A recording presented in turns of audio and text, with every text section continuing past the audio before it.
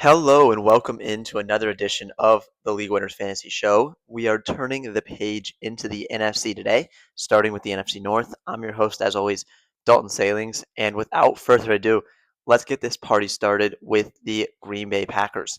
They are pretty much running it back. Not a lot of changes in this offense, just guys getting more healthy. Jordan Love is still quarterbacking for the Packers. My projections for him are relatively simple: 3,800 yards. No, he said 38,000. That'd be a season. 3,800 yards, 25 touchdowns. Good for about 14 and a half fantasy points per game. He is going in the later stretch of quarterbacks. He's not a very highly drafted quarterback. I'm still not overly excited to draft him unless I have another Packer on my roster who I am going to be stacking him with.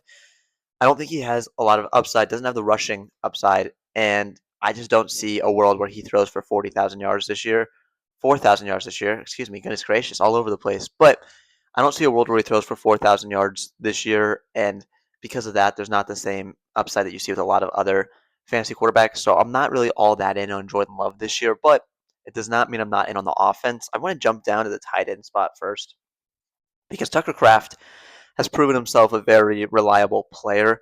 The biggest question is health. It's going to be health concerns with Tucker Kraft. Big injury last year, missed a majority of the season.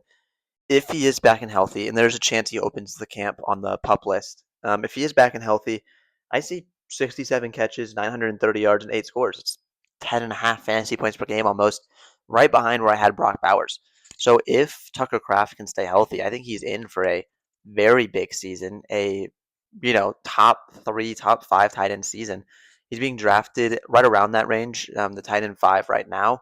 I think that's a very fair spot to get him. His floor is so much lower because of the injury risk, but if he's healthy, I don't see him performing worse than the tight end five this year. At running back, there was a big scare earlier when Josh Jacobs was going to jail. It seems like back-to-back divisions we're talking about jail, but Josh Jacobs was rumored to be headed to jail, and that's not exciting when you have a player that's arrested. But what we're looking at is him not being in jail when the season starts. Shouldn't get a suspension from the NFL this year, so I'm operating as if Josh Jacobs is going to be good to go. Have him for 1,000 yards and 11 touchdowns, as well as 340 yards receiving. So a little over 13 fantasy points per game. A good season there. The fun thing about Josh Jacobs going to jail was that it kind of led to a lot of the beat reporters talking about, well, who's the number two and who steps up if Jacobs is out. The answer to that seemed to be Marshawn Lloyd, once again, if he can stay healthy. I don't project either Marshawn Lloyd or Chris Brooks to have standalone value, but with the question marks around Jacobs right now, Marshawn Lloyd is the name to keep an eye on as the next back. And I'd also like to look at the receiver room. I just have three guys cited out. I have Christian Watson, Jaden Reed, and Matthew Golden. And I have them in that order of fantasy points. I have Christian Watson as the clear one in this offense. I think Jaden Reed is going to be the third receiver on the field. So when they do go two tight ends, when they bring Luke Musgrave on with Kraft, I think Jaden Reed will be the one off the field. But I do still think that Jaden Reed outperforms Matthew Golden. So I have Watson, Reed, Golden kind of as the pecking order there. I would honestly prefer to draft Golden if he's discounted to Reed, but right now it's Christian Watson really the only receiver I'm looking at. I have him for about 960 yards and 6 touchdowns, so a little over 9 fantasy points per game because I do just have him at around 55 catches. So I don't think he has too many catches, but I think he is the big play machine. He's the touchdown guy in this offense. Really, Kraft and Jacobs are the two guys. You can get Jacobs at a discounted price right now because of the whole jail scare. Slid him down a little bit. He hasn't climbed all the way back up. So right now, Jacobs is going at a very fair value. So those kind of the guys I'm looking at from this Packers offense. Moving on to the Vikings, who technically have a quarterback competition. I say technically because I don't view it as a competition at all. I don't see a world where Kyler Murray isn't starting if the Vikings are trying to win games. My worry with Kyler is that he doesn't start the whole year, that if the team's not performing well, they do turn it over to J.J. McCarthy early, even if it's not Kyler's fault. That's my fear with drafting Kyler. I have him for a good projection. 3,800 yards, 22 scores, plus 540 on the ground. So that's good numbers. 16.3 fantasy points per game. Very respectable. My fear with him is that he's not the full season starter. In a redraft, I have zero qualms with drafting Kyler Murray because if he does end up getting benched, you can move off of him, pick up somebody off waivers. In best ball, obviously, that's not an option, and I've been a little bit more hesitant because of that, which is weird. Typically, it's the other way around, but the risk makes me pause in best ball, but in redraft, I'm very excited about Kyler Murray. The ground game, there's a big debate. So Aaron Jones, Jordan Mason, both back. Who's the guy? I still project it to be Aaron Jones by about a full point per game. So I'm about 7 and 6 points per game.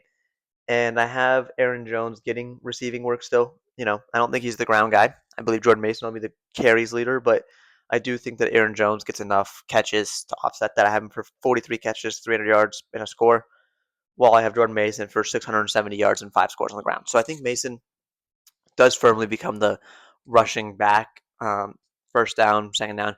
I do think in this offense, though, the third down back is going to be a bit more valuable. I like Aaron Jones to be the better fantasy player this season over Jordan Mason because of that. The receiver room, they brought in Juwan Jennings, so a disgruntled San Francisco wide receiver not named Brandon Ayuk or Deebo Samuel. Seems like there's a little bit of a pattern there. If I'm Ricky Pearsall, I'm counting my days. But regardless, they brought in Juwan Jennings to pair with Jordan Addison and Justin Jefferson. Justin Jefferson is still great. 13 fantasy points per game, 1,300 yards, 8 touchdowns, 90 catches. I don't think it matters who's playing quarterback for Jefferson. Similar to Jamar Chase, not in terms of total fantasy point output, but regardless of who's throwing the football, he's going to get his numbers. He's going to get his receptions. They're going to look to him because he can get open and he can make the difficult catches. So I like Justin Jefferson still. Just he's very good at football. Not too much to overthink. I do still like Jordan Addison. 7.5 fantasy points per game, 700 yards, 4 touchdowns. Juwan Jennings, I have 44 catches, 500 yards, 4 scores for just under 6 fantasy points per game. I am a little confused as to who's going to be the true two. I have to assume it's Jordan Addison. I don't know if Juwan Jennings was brought in just as a hope to truly boost the passing game to the next level or what it is, but I am looking at Jordan Addison as a 2 and Juwan Jennings at the 3. And then TJ Hawkinson at tight end. I'm not minding drafting him at all right now. You're going as the tight end 22 off the board, which is very late. I have him about 6.2 fantasy points, 556 yards, 4 scores, 54 catches. So a good season from Hawkinson. Nothing special. He's not going to go back to his Detroit Lion numbers, but I like Hawkinson quite a bit. I think it is draft price he is well worth taking a look at and pulling the trigger on. Moving on to Detroit, who has one of the guys, actually has 2 first-round picks, which is interesting, and one of the guys in contention for first overall pick, and that's Jahmyr Gibbs at running back. I'm for 1,300 yards, 14 scores, 575 yards receiving, and 4 touchdowns, 19.4 fantasy points. One of my highest scoring players, regardless of position. Love Jahmyr Gibbs this year. I'm not going to do too much. He's very good at football. David Montgomery is gone. Isaiah Pacheco is the new number 2. That split will not be nearly the same as what we've seen. I do expect there to be a split, and I have Pacheco for about 5 fantasy points per game. I think this is a good offense, and Pacheco can capitalize on that a little bit, but this is Gibbs' offense, and they're going to run through him. The other first-round pick is at receiver, Amon-Ra St. Brown. I have him for 1,300 yards, 113 catches, 10 touchdowns, 14.5 fantasy points. So, excuse me, I do have a good projection for Amon-Ra St. Brown this year. Jamison Williams is really the other receiver to look at. I have him over 1,000 yards as well, which is 7 touchdowns, so just over 10 fantasy points per game from Jamison Williams, who is a big play guy. There'll be weeks similar to Quentin Johnston, but I believe much better than Quentin Johnston. There'll be weeks where you're over the moon, you have him, and there'll be weeks where he sort of disappears. So it is a difficult player. It's difficult to roster a player like that always, but he is a good player and will have good production and should be rostered in fantasy. Sam Laporta is the tight end. He's had good years. This year I have him for about 8 fantasy points per game. I do think Jamison Williams takes a step forward. I do think Amon-Ra takes some of the short stuff, which I think leaves the intermediate routes for Sam Laporta. We'll see what he can do with that. I'm 65 catches, 735 yards, 5 scores. I'm not out on Sam Laporta. Once again, it's going to come down to draft cost. Would I rather have Laporta or Kraft around earlier? I'd rather have Kraft around earlier. Would I rather have Laporta or Harold Fandon around after him? I'd rather have Harold Fandon around after him. So that's just why I'm not drafting a lot of Laporta right now, but I cannot blame anyone for being in on Sam Laporta this year. He is a good player. And Jared Goff's the quarterback. It's always interesting when you have so many offensive weapons where the quarterback gets drafted, and Goff does go later. He's going in the Matthew Stafford range, which is interestingly another quarterback with a lot of options. But Jared Goff, I have for almost 16 fantasy points per game because I have him near the league lead in passing yards. I've thrown 4,600 yards and 29 touchdowns. I think he's going to get the ball out of his hands quick. I don't think it's going to be a whole lot of incredible quarterbacking, but I do think that Goff just gets the ball to his playmakers and lets them work. I'm excited to see what can happen with that. He's not going to run the ball, but I do believe he could lead the league in passing yards, just purely getting it out of his hands and letting his playmakers work. That's how talented this offense is. Jared Goff is the perfect QB2, and is I think he can be your QB1 if you've punted quarterback late. I do not mind rolling out Jared Goff as my first quarterback, which is a weird thing to say, but I think he has the weapons around him to get the job done, and that's all it's going to take. The last team is going to be the Chicago Bears, whose quarterback is going much earlier. So we're kind of seeing drafts where Caleb Williams is the third quarterback off the board, anywhere from third to sixth quarterback off the board. I have him projected behind Jared Goff. The weapons aren't the same. Good weapons still, but not the same. Still not a lot of rushing. I do have him actually with 400 yards rushing, but I don't think there's a lot of rushing touchdown upside. I'm for 3,700 yards, 25 touchdowns. So a respectable season, but no Bears quarterback still on 4,000 yards. I don't think Caleb Williams is going to do that this year. And that just kind of leaves us looking at, okay, well, if he's not going to throw 4,000 yards, he's not going to rush for 5 touchdowns. He's not going to be all that reliable in fantasy, but people are all in on him because of the upside. He has good weapons. He throws the ball a lot. If he gets to that 4,000 yard mark, you're going to be happy you have him. I don't have much of him right now because of the fact that I don't know who. I don't see the path to 4,000 yards as clearly as a lot of other people do. And speaking of his weapons, let's dive into the tight end first. Colston Loveland going as the tight end 3 right now. I have him with 9.5 fantasy points per game, which is, if you notice, behind Tucker Kraft. But the upside argument for Colston Loveland is very strong. He's entering his second year in the offense, has a good rapport with Caleb Williams. DJ Moore is out the door. Has even more targets that can go his way. I do have him as a team lead for targets. I think he goes for 900 yards, 72 catches, 6 touchdowns. He grabs another touchdown or two, or Caleb Williams throws for an extra 100 yards, and 25 of them go to him. That's a big boost just immediately. But I like Loveland. I don't mind drafting him as a tight end 3 because of the upside argument. I don't think his floor is tight end 3. I think his floor is closer to tight end 6, 7, 8.